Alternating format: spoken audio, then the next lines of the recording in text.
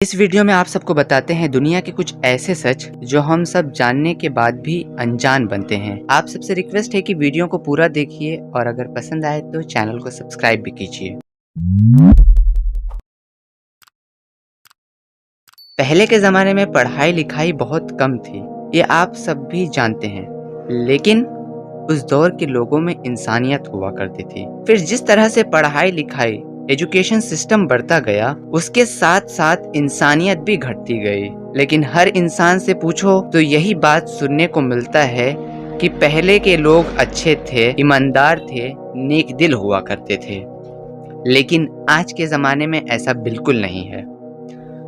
आज के ज़माने में देखा जाए तो स्कूल, कॉलेज, मदरसा, यूनिवर्सिटी और भी मुख्तलिफ एजुकेशन सेंटर पूरे दुनिया भर में फैले हुए हैं और हर दिन नया एजुकेशन सेंटर बनते रहते हैं और आगे भी ये सिलसिला जारी रहेगा। पर इसकी वजह आप जानते हैं?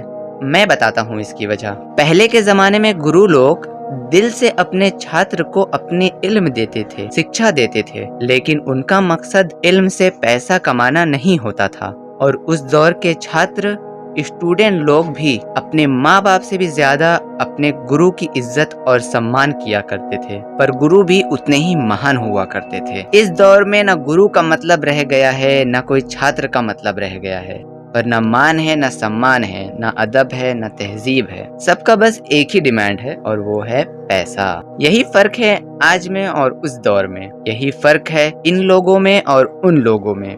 पहले के ज़माने में जो वैद्य हकीम हुआ करते थे, वो किसी भी मरीज के दर्द को दर्द समझते थे, मजबूर की मजबूरी समझते थे और उस मरीज को शिफा देना और उसकी तकलीफ को दूर करना अपना फर्ज और कर्तव्य समझते थे, न कि कोई पैसा कमाने का जरिया। अब जनाब बात कर लेते हैं आज के ज़माने के डॉक्टर्स की। आज के इस विकसित मेडिकल साइंस और महान डॉक्टर की सोच से रुपए की दवा को सैकड़ों में बेचा जाता है और इसका सबसे बड़ा उदाहरण कोविड के दौर में देखने को मिला था हम सबको। पहले के जमाने से ज्यादा देखा जाए तो आज के जमाने में बीमारी फैली हुई है, चाहे भाल जरने की शिकायत हो या आंख की रोशनी की शिकायत, और भी कई सारी बीमारियां जैसे बीपी, शुगर, किडनी फेलियर, ये सब आम हो चुकी हैं। तो किस बात का विकसित कहते हैं, किस बात की इम्प्रूवमेंट कहते हैं? जहाँ एक तरफ लोग हाथ पकड़कर बीमारी बता दिया करते थे, आज के डॉक्टर एक्सरे देखकर नहीं बता पाते। उसके बाद भी आपको ना जाने कितने टेस्टिंग और चेकअप करवाने के लिए कहते हैं, जैसे कि MRI, अल्ट्रासाउंड और भी कई सारे टेस्टिंग, और ये सब टेस्टिंग के नाम पर आपसे लाखों रुपए लूटा जाता है।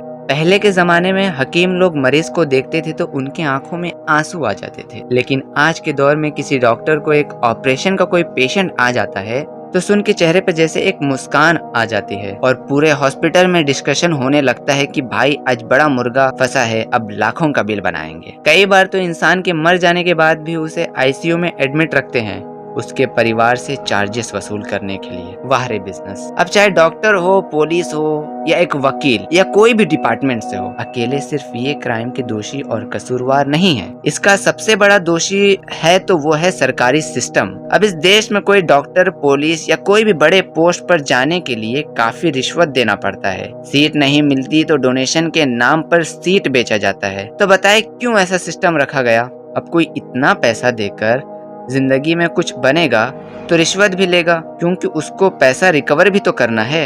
अब ये सरकार सोचे कि हम इसको कैसे परिवर्तन करेंगे, इसे कैसे बदलाव करेंगे, और जनता ये सोचे कि हम कैसी सरकार चुनेंगे। मिलता हूँ मैं आपसे अगली वीडियो में।